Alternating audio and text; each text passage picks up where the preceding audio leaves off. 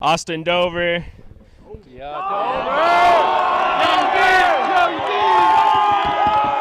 You led this defense throughout this season, throughout this tournament. You hold a very talented Grand Valley State offense to 7 goals on the day. Talk about your performance and the performance of the defense as a whole. 3 straight games, 3 straight 1-goal games. How much older do you feel since the beginning of the season? I don't know if I can Good get job, much Louie. older than that. But This is pretty, and this is really what lacrosse is all about. Zach Crawford bangs it to Jacob Capola. Jacob Capola probably could have shot and scored himself. Makes the unselfish play, passes it cross crease to Eric Sundstrom. Sundstrom finishes. Let's watch this one more time. Tick, tack, toe, fake Just low, a little finish hesitation. You have no idea where the ball's coming now. high. Austin Ambrose, you can't help but feel for the young man. His defense is not doing him any favors. And you look at Sundstrom, his coach praised him before the game, and for good reason. A lot of offensive players, they'll force that shot, and if Austin Ambrose guesses right, he's probably going to make that save, not Sundstrom. Takes his time with it, throws a couple fakes, gets the goalie down, finishes high. Great play there by Grand Valley.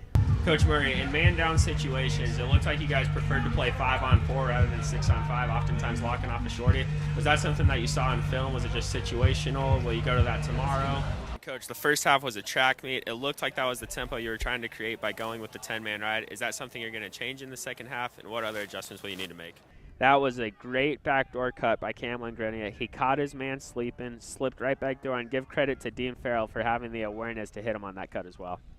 You really called it. I saw it happening. Thanks, Matt. As I was listening in, I heard Coach Atkins saying, we want kill shots. What's a kill shot, guys? Kill shot is not carry, shoot. Kill shot is catch and shoot right away. 3:24 left. We have plenty of time. Let's get good looks. Let's win this game.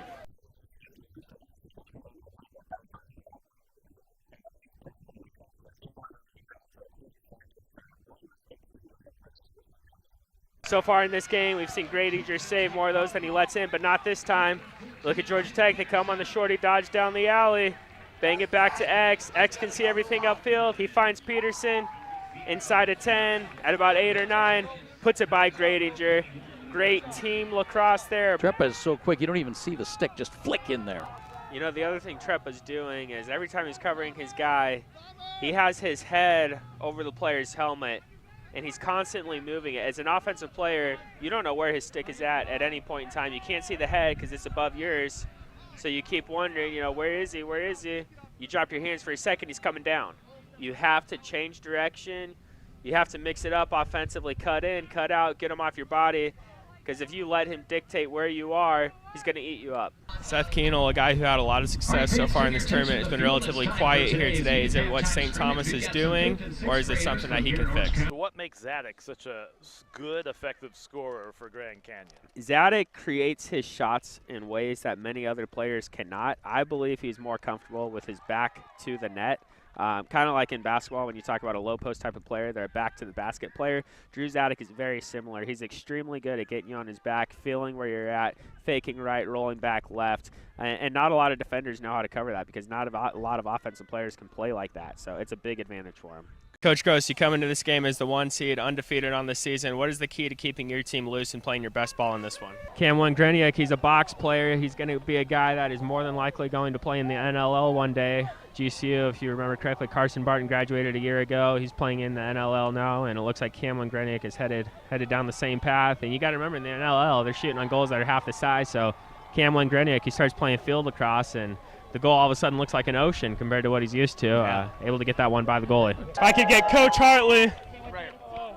Coach Hartley, you've been knocking on the door for a few years now. 2 straight semifinal finishes. You're able to burst through this season, win it all, a perfect season. Describe the emotion. Thanks, guys. I'm joined by Cal Poly goalie Sean Peel, head coach Bobby DeBrio. Sean Peel, let's start with you. You hold an explosive GCU offense to 8 goals. You made save after save. Explain your performance here tonight. I think it was just a big performance all around by the D. I think playing them early in the year, we kind of knew some of their tendencies, and I think we just prepared. I think Coach DeBrio prepared us well, and we were just focused, and it showed today, and we were successful. You now move on to a Chapman team in the national championship that is as dangerous as any. Do you know anything about them yet? Or is all your preparation going to come tomorrow and the day before the game? We just take it one day at a time. I mean, we played the Boulder on Tuesday, and they have an explosive offense, and then these guys today. So you just got to take it one game at a time, and so we'll focus on them tonight and tomorrow, and hopefully take care of them Saturday. Ain't no rest for the weary. Thank you, Sean Peel.